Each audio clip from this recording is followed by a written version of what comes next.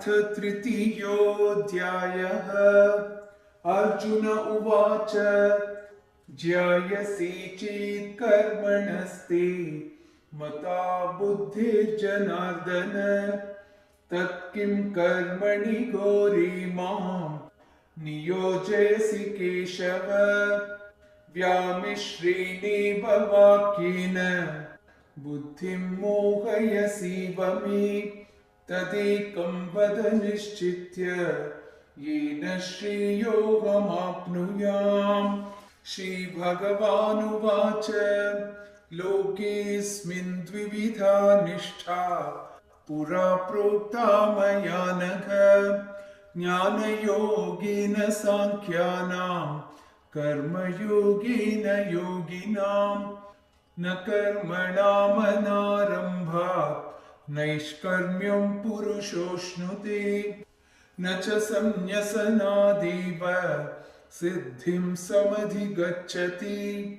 न हि कश्चित् क्षणमपि जातु तिष्ठत्य कर्मकृत् कार्यते ह्यवशः कर्म सर्वः प्रकृतिजैर्गुणैः।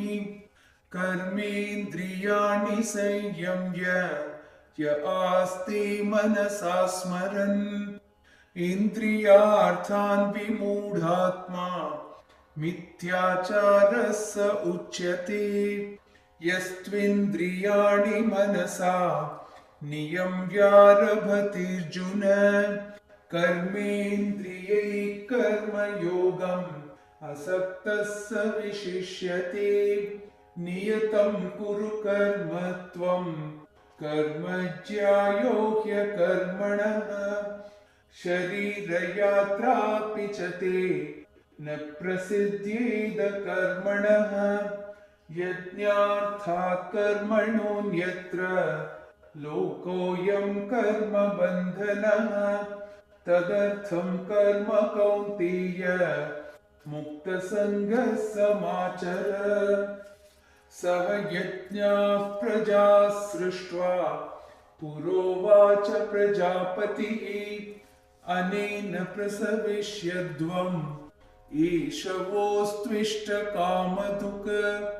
देवान् भावयतानेन ते देवा भावयन्तु वः परस्परं भावयन्तः श्रेयः परमवाप्स्यथ। इष्टान् भोगान् हि वो देवाः दास्यन्ते यज्ञभाविताः तैर्दत्तानप्रदायेभ्यः यो भुङ्क्तेस्तेन एव सः। यज्ञशिष्टाशिनः सन्तः मुच्यन्ते सर्वकिल्बिषैः भुञ्जते ते त्वघं पापाः ये पचन्त्यात्मकारणात्। अन्नाद् भवन्ति भूतानि पर्जन्यादन्नसम्भवः यज्ञाद् भवति पर्जन्यः यज्ञः कर्मसमुद्भवः। कर्म ब्रह्मोद्भवं विद्धि ब्रह्माक्षरसमुद्भवम् तस्मात् सर्वगतं ब्रह्म नित्यं यज्ञे प्रतिष्ठितम्। एवं प्रवर्तितं चक्रं नानुवर्तयति यः। अघायुरिन्द्रिया रामः मोघं पार्थ स जीवति। यस्त्वात्मरतिरेव स्यात् आत्मतृप्तश्च मानवः। आत्मन्येव च सन्तुष्टः तस्य कार्यं न विद्यते। नैव तस्य कृतेनार्थः न कृतेनेह कश्चन। न चास्य सर्वभूतेषु कश्चिदर्थव्यपाश्रयः। तस्मादसक्तः सततं कार्यं कर्म समाचर। असक्तो ह्याचरन् कर्म परमाप्नोति पूरुषः। कर्मणैव हि संसिद्धिम् आस्थिता जनकादयः लोकसङ्ग्रहमेवापि सम्पश्यन् कर्तुमर्हसि यद्यदाचरति श्रेष्ठः तत्तदेवेतरो जनः स यत्प्रमाणं कुरुते लोकस्तदनुवर्तते न मे पार्थास्ति कर्तव्यं त्रिषु लोकेषु किञ्चन नानवाप्तमवाप्तव्यं वर्त एव च कर्मणि यदि ह्यहं न वर्तेयं जातु कर्मण्यतन्द्रितः मम वर्त्मानुवर्तन्ते मनुष्याः पार्थ सर्वशः उत्सीदेयुरिमे लोकाः न कुर्यां कर्म चेदहम् शङ्करस्य च कर्ता स्याम् उपहन्यामि माः प्रजाः सक्ताः कर्मण्य विद्वांसः यथा कुर्वन्ति भारत कुर्याद् विद्वांस्तथा सक्तः चिकीर्षुर्लोकसङ्ग्रहम् न बुद्धिभेदं जनयेत् अज्ञानां कर्मसङ्गिनां जोषयेत् सर्वकर्माणि विद्वान् युक्तः समाचरन् प्रकृते क्रियमाणानि गुणैः कर्माणि सर्वशः अहङ्कार विमूढात्मा कर्ताहमिति मन्यते तत्त्ववित्तु महाबाहो गुणकर्म विभागयोः गुणा गुणेषु वर्तन्ते इति मत्वा न सज्जते प्रकृतिर्गुणसम्मूढाः सज्जन्ते गुणकर्मसु तान् कृत्स्नविदो मन्दान् कृत्स्नविन्न विचालयेत् मयि सर्वाणि कर्माणि सन्न्यस्याध्यात्मचेतसा निराशीर्निर्ममो भूत्वा युध्यस्व विगतज्वरः ये मे मतमिदं नित्यम् अनुतिष्ठन्ति मानवाः श्रद्धावन्तो न सूयन्तः मुच्यन्ते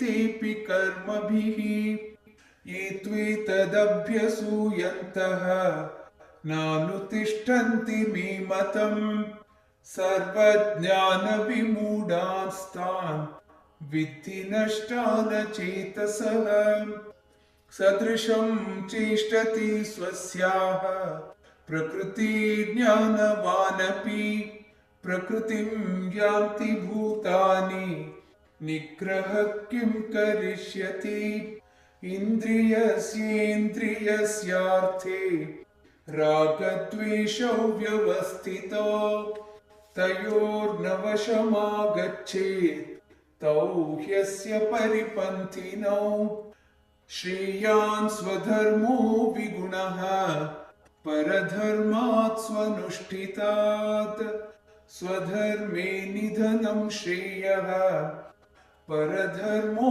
भयावहः अर्जुन उवाच अथ केन प्रयुक्तोऽयं पापं चरति पूरुषः अनिच्छन्नपि वाष्णेय बलादिव नियोजितः श्रीभगवानुवाच काम एष क्रोध एषः रजोगुणसमुद्भवः महाशनो महापाप्मा विद्येनमिह वैरिणम् धूमेनाव्रियते वह्निः यथादर्शो मलिन च यथोल्बेनावृतो गर्भः तथा तेनेदमावृतम् आवृतं ज्ञानमेतेन ज्ञानिनो नित्यवैरिणा